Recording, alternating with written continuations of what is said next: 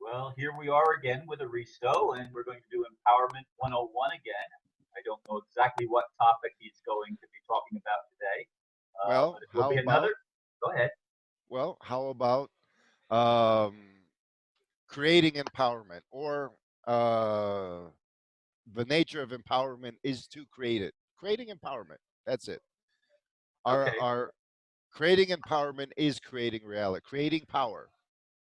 Because you had said something about let's reclaim our power. And I'm saying, well, we're evolving. We didn't have power to begin with, you know. So we're not really reclaiming anything. We're actually, children don't reclaim their adulthood. They grow into it. So we're actually either growing into our power, but since you got people stopping us, we have to claim it or create it. Again, nobody has our power because if they did, they would have to use it in a constructive way according to the nature of the power. What they are doing is creating a distortion of power and based on denial. Denial generates.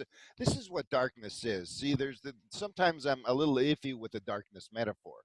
Darkness basically is the womb. The goddess is darkness.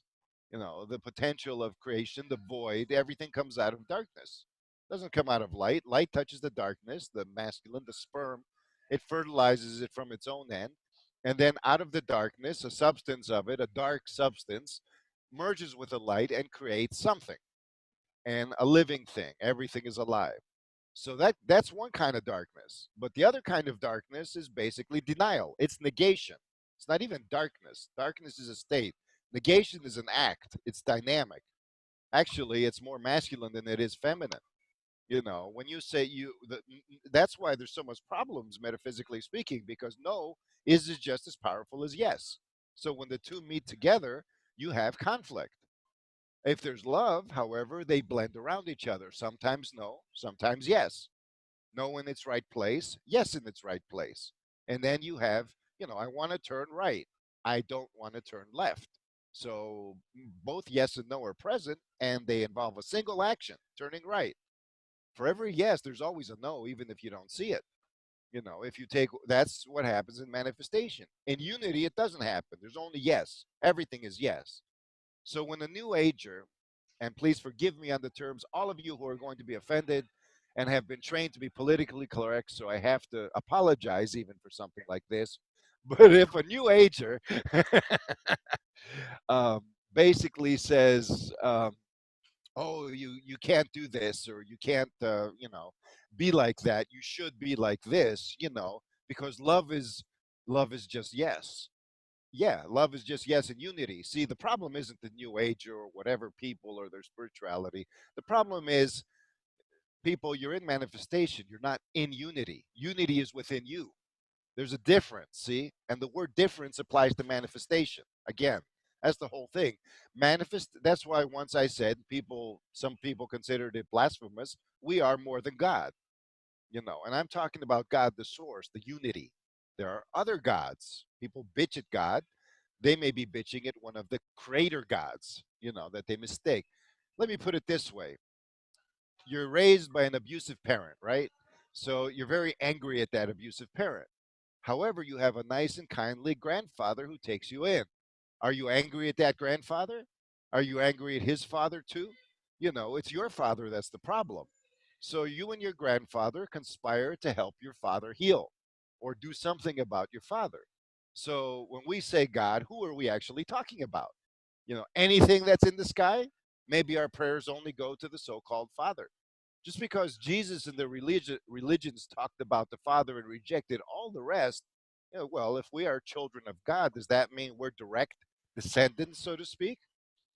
So, and why am I saying this and interjecting? I'm saying that creating power means right place and right time. It means being in manifestation and of manifestation and where unity can be contained. You cannot put manifestation in unity because it would contradict unity. You cannot pretend to be all unity, and because then you end up rejecting manifestation. And isn't that what many so-called spiritual people do? They go for the center. Let's forget about the rest. Just go for the essence, which is correct, which is for me healthy and natural. Go for the essence, the truth. And but when you realize, well, why does the truth incompatible with the rest? Answer: because you're not putting it in the right context. But does the truth need a context? In manifestation it does, because it variates. There is no monochromatic truth, homogeneous truth, where everything is just one shade of white. That's it. That's not truth. That's death. That's why people go crazy. They go psychopathic. Philosophers do. They go and analyze and then reach this conclusion because they don't listen with their hearts. Their hearts don't tell them it's meaningless what you're saying here. So again, maybe the heart, however, with its pain, doesn't give healthy signals. It doesn't speak to you in a healthy way because you haven't dealt with this shadow. So it's going to confuse your thinking. Even if you're in your heart can confuse your thinking because it's sending you a message that you're not hearing. It says, hey, man, deal with the pain. Deal with the pain first, and then you'll be able to hear the message because somebody's punched your teeth out. You can't talk. Your voice box has been shattered. You got to go to the doctor and heal your voice box and get some teeth back in and fix your mouth up, and then you can talk. Don't try to talk when you're wounded. Okay? This is my advice to people. Do not pretend to be healthy when you wounded. However, do not get stuck on being unhealthy. That's the problem many people have.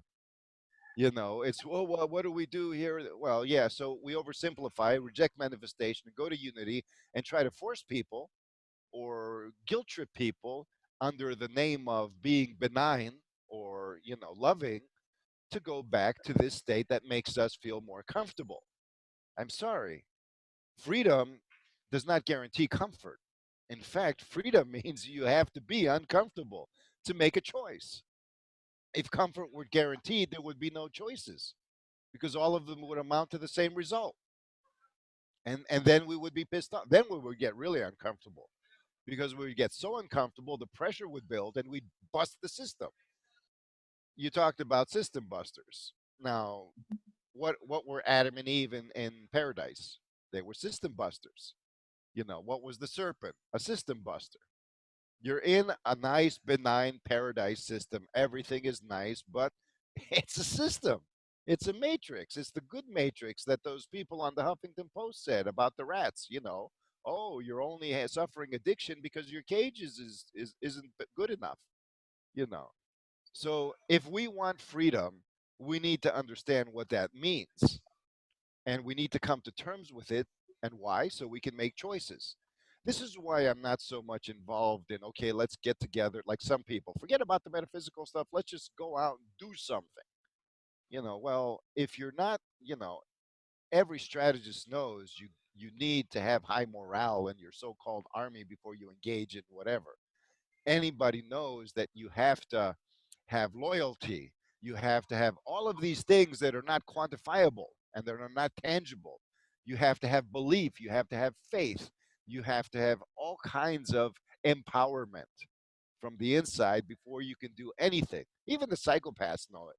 The psychopaths know that unless they have us bowing our heads and agreeing with them that we're scum and worth killing, that they can't really kill us for whatever reason. Oh, why? It's not logical.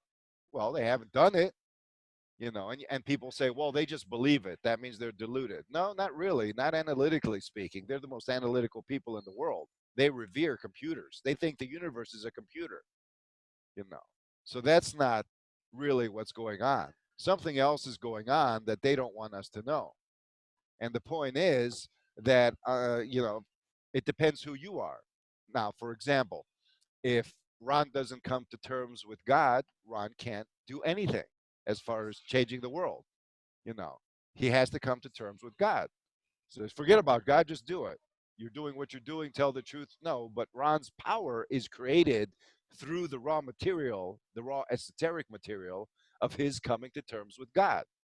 This is why I talk like this in this context, because my host has something that he's bringing up again and again, and it's not just a one shot deal because every time it's brought up, it transforms something. Well, why does it keep coming up again? Because it's the drama that transforms the things, you know. Instead of having 1,000 dramas, you just got one. And you go deeper and deeper in the drama. And you uncover more and more layers in your drama. Your drama is the key to your empowerment, whatever your drama is. So don't deny your drama. At the same time, don't forget that it's just a drama, you know. Even if you hate God, that's just a drama because God laughs lovingly, knowing that, you're on your way. So, whatever, however it may seem to you, that's how it is because God transcends time and knows that at some point you're going to be laughing with him, and looking back on yourself and saying, look, well, what could we do? This is how it was, and I see exactly how it was, and that it needed to be this way because I'm a stubborn bastard, or whatever, or I was hurt so much that I couldn't make any other choice at the time. There were just too many compromises. So I don't criticize, let's say, this or that person that criticizes other people because I've been there and I make an effort to remember that. It's not always comfortable, but it's not just like, oh yeah, I know how it was. No, I put myself back how it was. I relive a certain sense of pain, not too much, but enough to remind me that, and it puts me in a quandary. How can you how can you inspire anybody then? Because if you remember a time in your life when you were a complete brick wall, you know, and then you say, well, how can I inspire anybody? Because and so you explore deeper. You go, okay, I was a brick wall, but what happened to melt that brick wall? What was it? What was the dynamic? See, I don't have to teach anything to anybody really, and I am analyzing because all I'm doing is focusing attention on certain details that are functional that you can use. So go back in your own memories, people. And again, this is empowerment. We're creating power here. Very simple.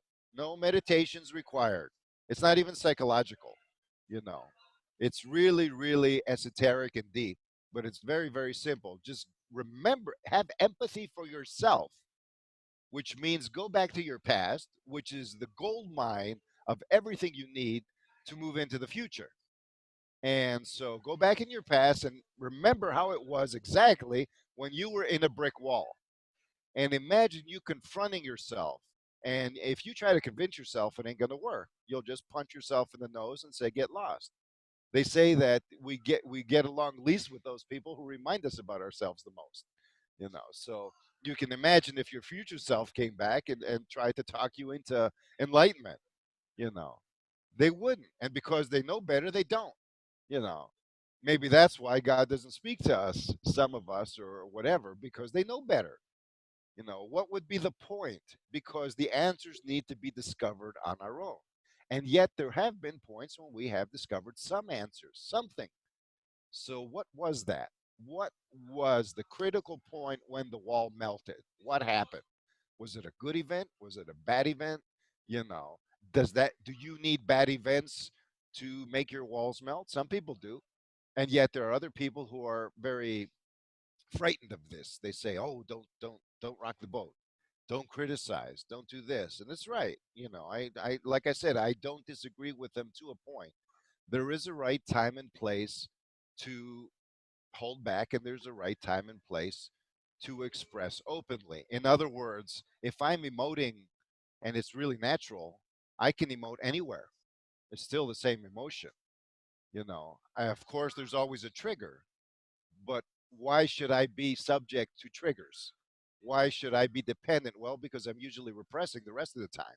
So I need a trigger to slap me awake sometime. But I don't like being slapped awake. I don't think anybody does, unless you're a masochist. So I think it's incredibly wise to be able to say, well, can't I design my awakening a little more without getting too artificial? Can I choose to say, okay, I'd rather awake gently rather than being slapped? So, how do you do that? Well, I have to relax. I have to relax my assumptions. I have to realize that when somebody says something, they are expressing a tension, a contraction, a pain, a turning away from themselves. And so, but at the same time, I need to look at myself and say, well, am I intimidated by this and why? Oh, I don't want to face the pain, but I can move through this. If I love the situation, the person, If I love the actual essence that's hurting, I don't turn away from it. I don't have to engage directly, but on the inside, I can touch it and say, look, that person is scared shitless of change, as I was when I had my wall. So it's not so much to change other people, but to be able to experience, when you talk about the law a lot. So you know that if a court, there's a big landmark case, and so the court decides, has a verdict. Now that verdict is now a precedence. They have a verdict and they say, well, we've decided because of this example, legal example, that, this and this and that. We allow abortions. We, don't discriminate against black people, whatever. However unjust the courts are, they function on that system. As long as there's precedence, there's a greater chance for that precedence to influence future rulings. So if there's precedence in our life for transformation, we can access that and create further power. Power is the ability to be free, truly free, according to our will. Empowerment is the digestion and use of power, is filling up with power. What the psychopaths have is not power, it's distortion of power, it's corruption, it's decay. It's like saying the power of death. Well, let's not generalize. We need to use words and meanings. Analysis is helpful because it's a manifest thing. Intuition combines things into wholes, but sometimes we need to draw lines. And so we say, well, maybe we don't create reality directly, but what we do is create power. We don't reclaim power because, you know, in manifestation, we never had it. We don't reclaim adulthood when we're children. We grow into adulthood, but at the same time, we can still remain children in our heads. Our bodies can grow, and then we're sick. See, we're not at the right place at the right time. We're not in ourselves as adults if we remain immature. What I'm saying is that things may seem complicated like this, but you have your own past. So if somebody comes up and says, well, I'm criticizing so called New Age spirituality, people are in denial, I'm criticizing people in denial, you know, technically that's really not going to wake them up. However, it will express an honest reflection of the consequence of being in denial. Being in denial has consequences. And I'm not going to try to coddle somebody to prevent them from experiencing those consequences because then that would be wrong.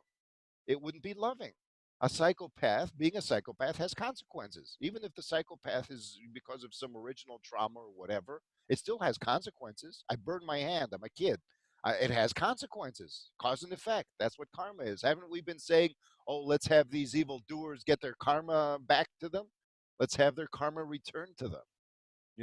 We're in denial. As long as anybody's in denial, karma can't return. It's a matter of degree, though. It's not absolute.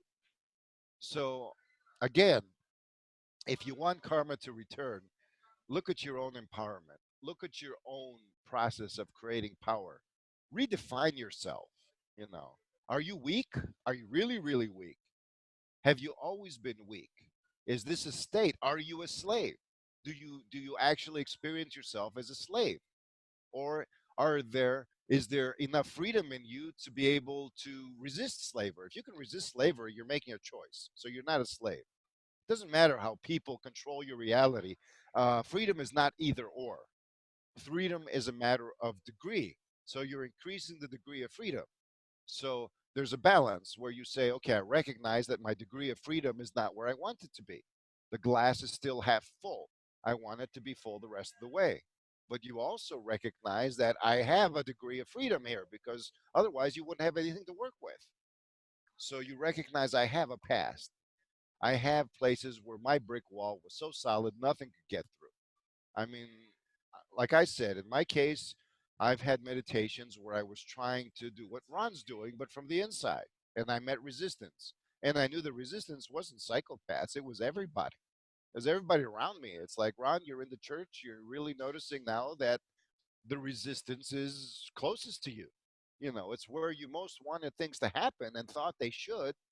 They're not happening. They're resisting. They're clutching their butts. They're no, no, no. And it's like, well, In the world today, as it is, there are consequences to this kind of thing.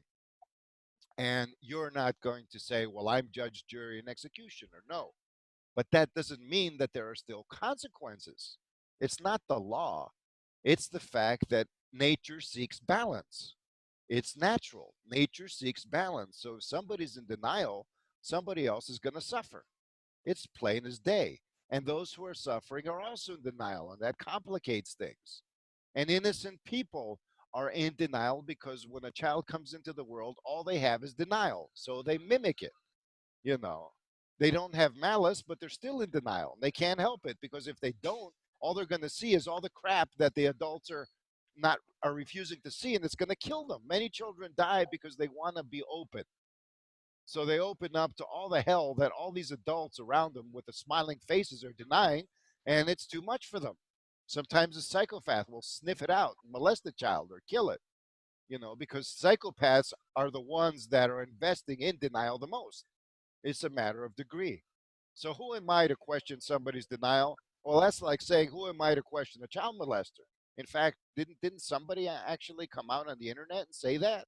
Oh, who are we to question child molesters, or who are we to question the pedophile priests? They're just doing their thing. It's not wrong. And so, well, it doesn't matter.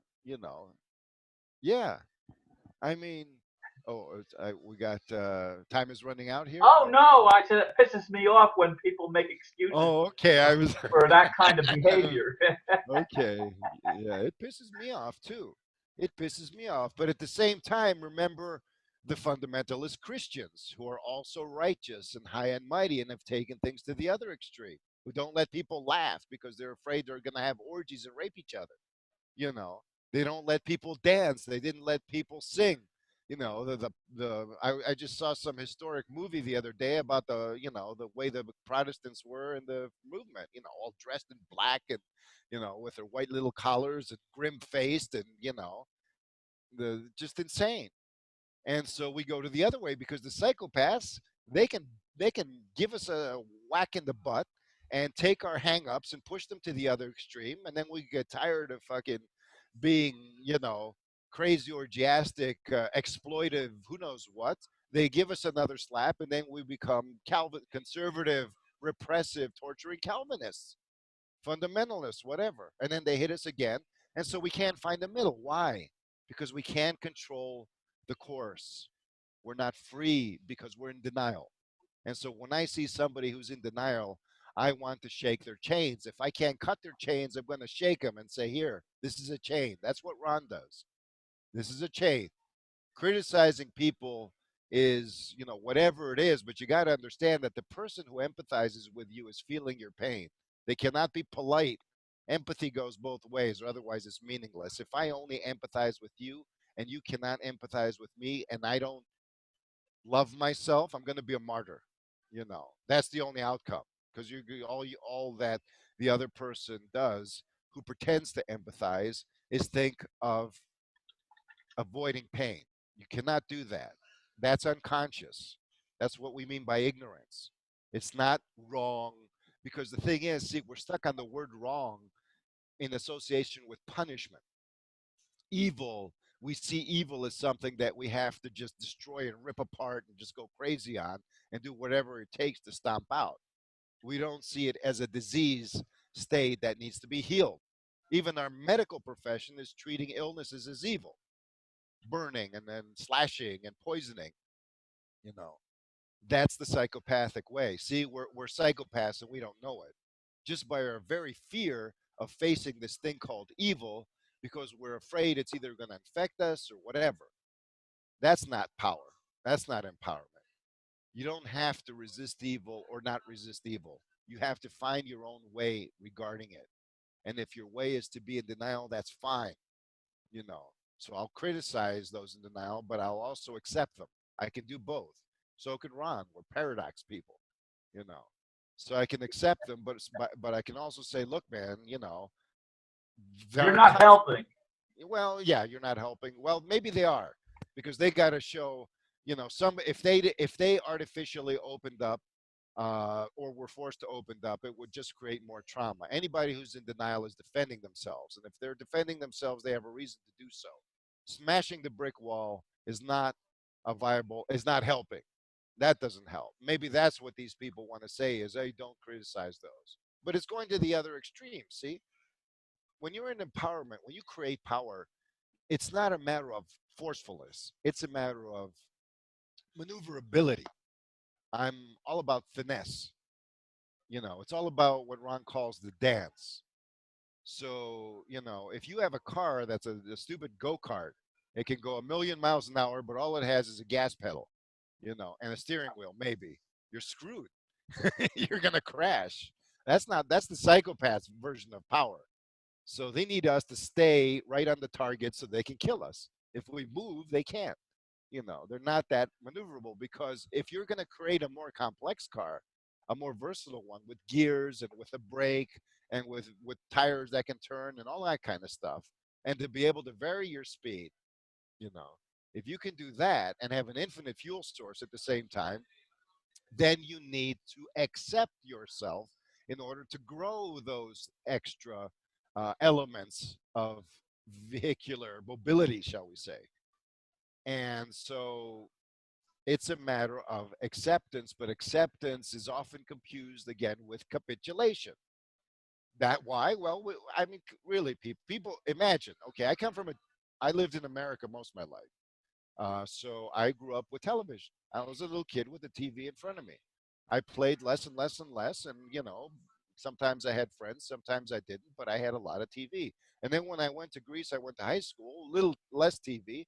I came back to America, and it was like, why is everybody singing commercial jingles? Instead of singing your favorite song, a lot of people were singing McDonald's themes or whatever the hell they saw on TV. Why are people taking postures that they see on commercials of or celebrities? Why are people mimicking celebrities? Why are they even talking about these people? What aren't things going on around them? I would ask myself this, but I didn't ask myself that before when I was younger. And when I didn't have a television, I was forced to read. I, I hated books before that because I had the television. So imagine how much my generation is brainwashed, and imagine how much the next generation is brainwashed. So imagine, and you grew up, Ron, in a fundamentalist household. I mean, that affected you. I'm a religious in a sense. I grew up that way, whatever. So from my perspective, you're a very religious person. Even though you're very spiritual, the religion that you grew up with keeps coming in and defining things. Otherwise, they don't make sense. You know. So how do we separate the conditioning from who we are? Because we don't want to lose ourselves. We don't want to just cut it all off and say no. That's denial. But we don't want to take it all in. How do we filter it out? That's where engagement comes in, you see. So I'm not saying be accepting, as some people say, or be denying, as other people say. I'm saying engage because discernment is cultivated through practice. You can't avoid it, you know. So you're going to make so called mistakes. And whenever you do, there's going to be a consequence. It's going to point out some pain.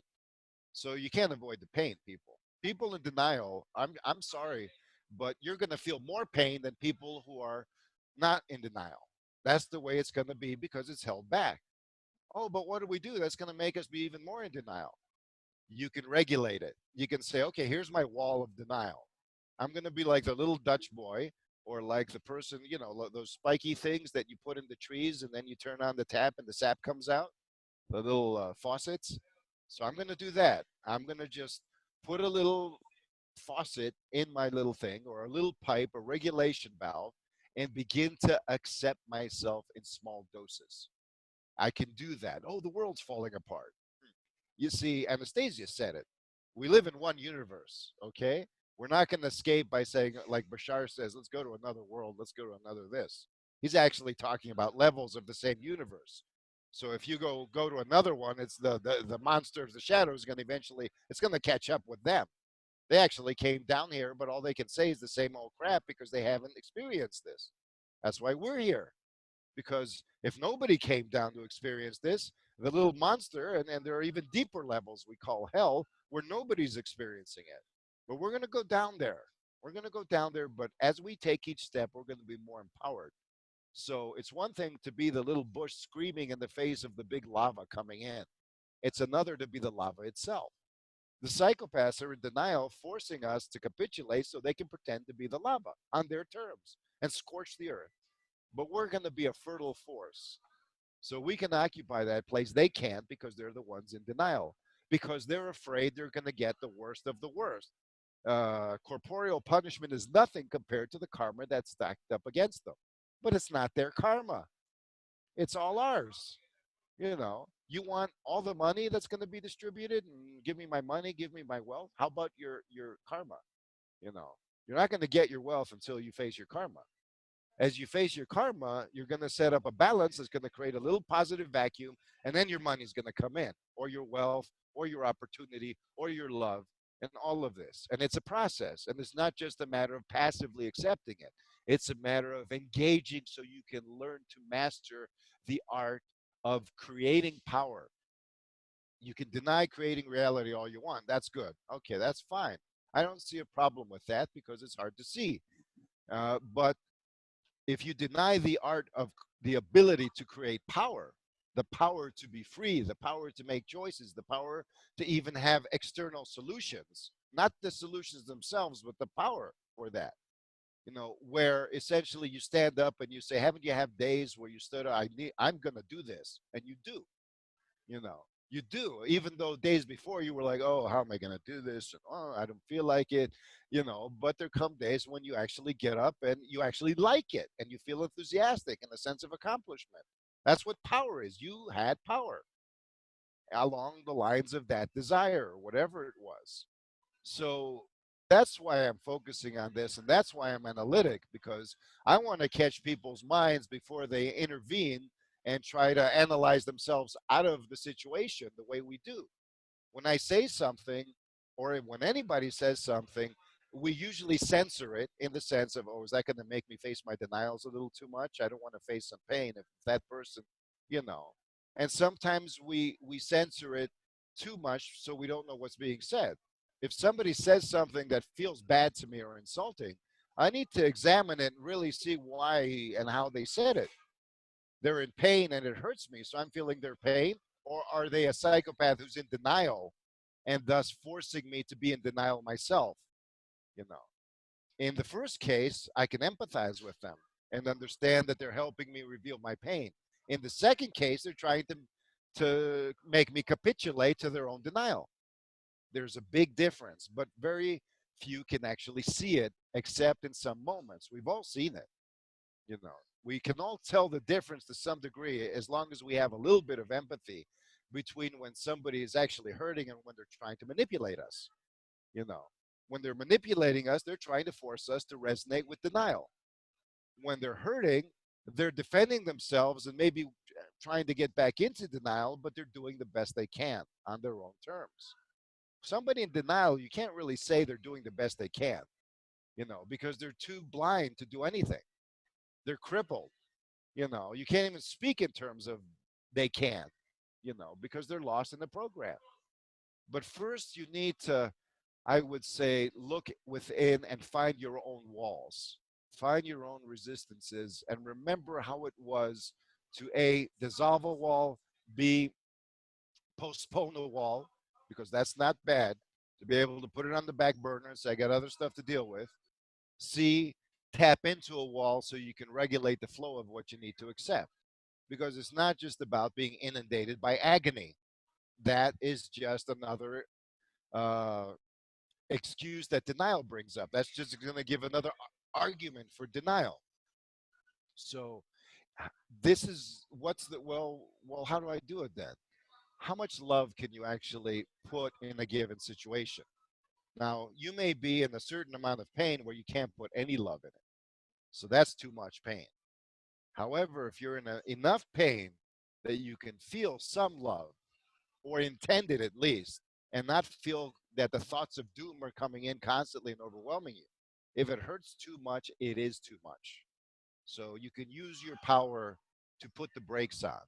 That's not denial, that's intelligence. That's wisdom. So, and that's the problem that spiritual people, I'm like, people, you have so many spiritual gifts, you're cultivating all these things, and instead you're running away. Even when and when you don't run away, you're afraid to engage because it might hurt somebody. What's the real reason? Maybe you're afraid to hurt yourself. Maybe you consider it a risk. But if you do engage, you're going to slowly find out that you have choices. I mean, people may criticize you for it. They may say, "Oh, you're engaging in denial." No, I'm regulating my acceptance. I'm not engaging in denial. There's a difference. Well, how do you know? Well, it's my business. I mean, even if I don't know, I'm going to learn. I'm going to learn because I have the intention and the honest, truthful desire to learn. And so, what are all these lessons we have to learn here? Well, this is it: how to engage with denial. Maybe you want to make that one, but that's been the theme all along. You know, the thing is that you create your power by engaging with denial. However, you have to learn how to engage. You have to learn how to put love in the picture. And sometimes, many of us, I have been there, you're going to be in a space where the only light is the light you cannot see. There's always light, but you won't be able to see it. However, so have faith then and remember that there will be an opportunity. Your bad mood will become a better one. Even if you're in a bad state, you're going to have a, an opportunity to take baby steps. Now, I'm mostly focused on empowerment.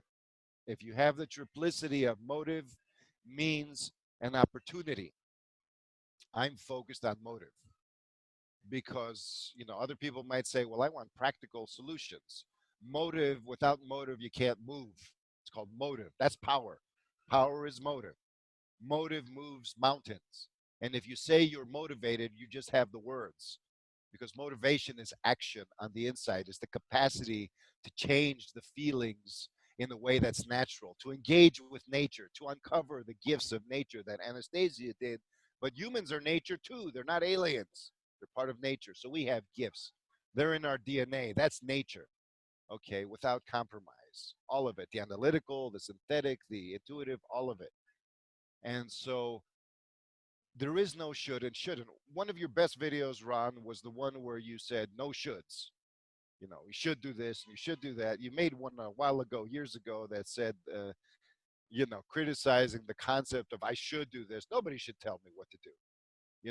But then how do we do it? See, that's a fear. If we're afraid of what's going to happen if we have anarchy, that's a fear. And what happens when we engage with that fear? If we start healing it, then we can actually find solutions with less government. We can actually, because our fear of anarchy is keeping those solutions from coming forth, both in our minds and in our societies. Because when people are afraid, they protect themselves. How can you find solutions when you're defending against your comrade? When you're defending against the opportunities and the means? So, motive. I'll start there. I'll leave the means and the opportunity. The opportunities will come and you'll see them. If you have discernment, you'll see them. They'll hit you in the face, sometimes a little too harshly. The means is what motive develops. And because you desire power, the means to power are the natural result of constant engagement. So I'm not going to be like a drill sergeant who says, I'm going to talk you into being a good soldier. That's not my thing. You know, I'm just revealing a few things from my experience, but you have to do it yourself. And it's not about being a soldier or about being a warrior or about being disciplined. It's about being yourself, your powerful self, your adult self. And this is why this is a series on empowerment. The word helps, the title helps people focus. It gives people a precedence of I'm listening to this video because this guy's talking about empowerment, not because Aristo is talking about some what crazy thing is Aristo talking about today? Who knows? Let's just see. However, if you come in saying, okay, I know he's talking about empowerment. What is this empowerment? That helps the focus and that helps this message come through a little bit better. Even if you forget the message the next day, it'll still work through. I'm confident of that. So, once again, I thank you for listening and for putting up with my vagaries and my jumping back and forth and the unscripted nature of the message. Even my putting things in little boxes, as Ron said. You know. So, thank you. And until next time. Thank you, Aristo. Have a good week.